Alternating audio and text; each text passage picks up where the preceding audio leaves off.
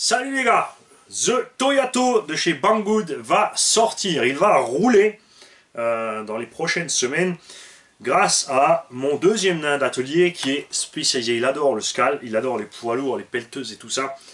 Et il n'a pu donc s'empêcher d'appuyer sur cette machine et d'être outré, choqué par la suspension catastrophique, tout comme moi. Et ben, comme il vient travailler ici de son plein gré, il fait ce qu'il veut, il prend le modèle qu'il veut, il fait la modif qu'il veut, enfin bien sûr, si ça me convient. Donc là il a dit attends, je vais te sauver cette suspette, et il a modifié la suspette. Il a, comme on avait dit, supprimé deux des trois lames de suspension par côté, et tout aussi les deux renforts ici qui font la jonction sur le train arrière. Donc le véhicule reste, évidemment, ah, ça y est, on a perdu la plaque minéralogique. On est encore sur du rebond parce qu'il n'y a pas d'amortisseur tout simplement. Par contre, on a là du mouvement de caisse. Tu vois? Donc là, en roulant doucement sur un petit chemin, ça va naviguer un peu comme un vrai. Manquera donc des amortos.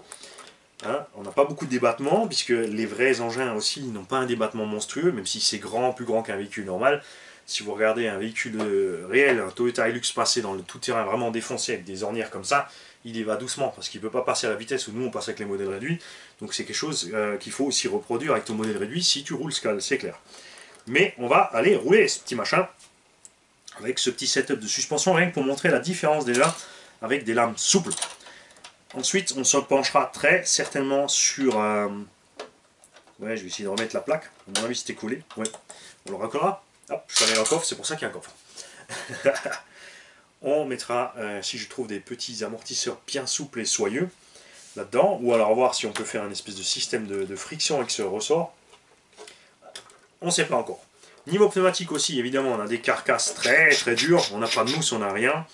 Là aussi, donc, mettre quelque chose à ce niveau-là, ça lui fera le plus grand bien.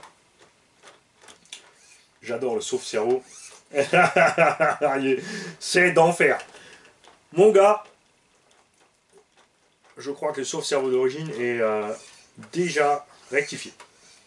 Rien que le fait d'être à l'arrêt et de ne pas servir, il a mouru. On verra ça en roulant. Ça promet un bon petit moment de rigolade. Salut.